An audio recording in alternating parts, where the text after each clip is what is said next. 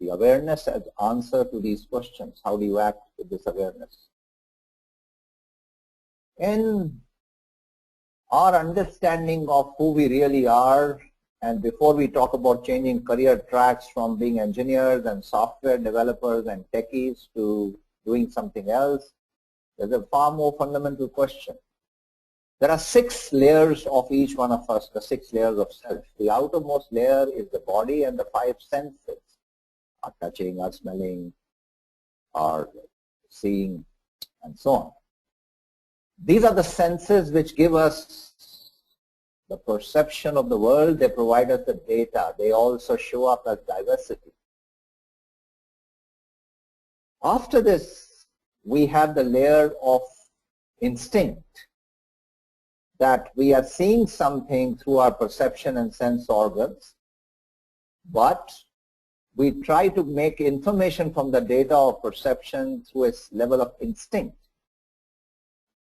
After that, we begin to ask ourselves the question, how do I feel about the perception? When I see somebody, what kind of feeling that it invokes in me? When I see a sight, when I hear something, what kind of an emotional experience comes up in me? Out of which is born the strong point of compassion, where I want to do something about what I feel. After that, from the emotional level, I begin to process and say, what's my most important choice? What kind of decision am I moved to take? I'm seeing somebody, let's say, in pain through perception. My instinct is to help him. My emotional level experience says, yes, I can feel the person's pain, I can put myself into their shoes, and I want to do something about it, which is compassion. And then the brain begins to make a choice to say, I will take this decision. This is how I'm going to help this person. So that's the ethical choice when I'm surrounded by these stimuli around me. However, even when I make an important choice which makes me decide something, there are past habits and values and even my fears. Oh, what will happen to my time if I go and ask them? What is in it for me? Which are all things about self-centeredness and the ego.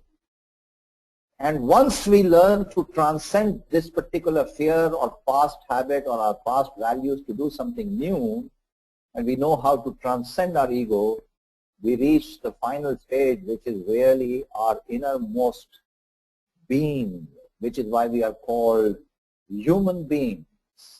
We are not called human doings from the body. We are not called human feelings at the emotional level.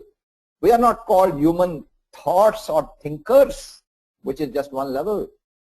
We are not called human aspects of ego or fears. Ultimately, we are all called human beings. A being is about celebrating the life-giving force in each one of us, which is a state of pure awareness. Inside every human being is this fountain of unlimited potential, the truth within.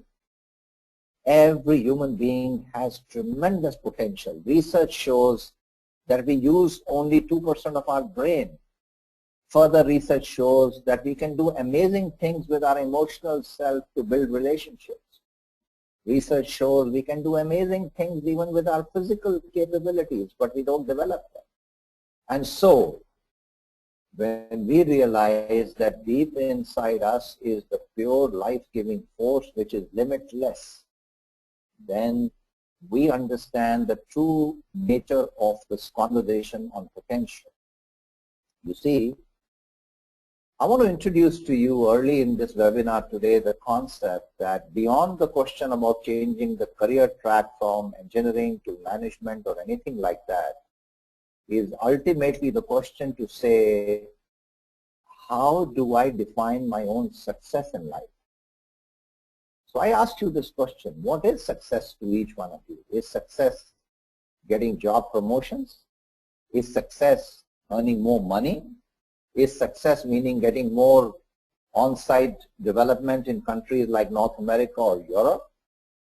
Is it getting stock options? Is it building a good home for your near and dear ones? Or is success something much more different for you to say, the reason I want to talk about success is because I dream about leaving a legacy. I want to do something significant in my life, in my field, in my organization, in society. If I want to do something significant in my society, it means I really am trying to make a difference. I'm not going to listen to the conversation around me which says that the world cannot be changed, India cannot be changed. But I want to be part of the conversation where I want to take responsibility for the state of our world, because I believe success for me is making a difference. M-A-D, making a difference. So I have this madness inside me which tells me I have this cause that is very dear to me and I want to make a difference there. My teacher Swami Chinmayananda used to say, when you identify a cause in your life that makes you rise in love, not fall in love, rise in love, then such an individual becomes a very powerful leader, because he would tell us the world's most powerful leaders are the world's best followers. They find a cause bigger than themselves. They deeply love that cause. And when your cause is one of higher purpose, which is of spreading happiness to others, you discover extraordinary talent in yourself, which you didn't even know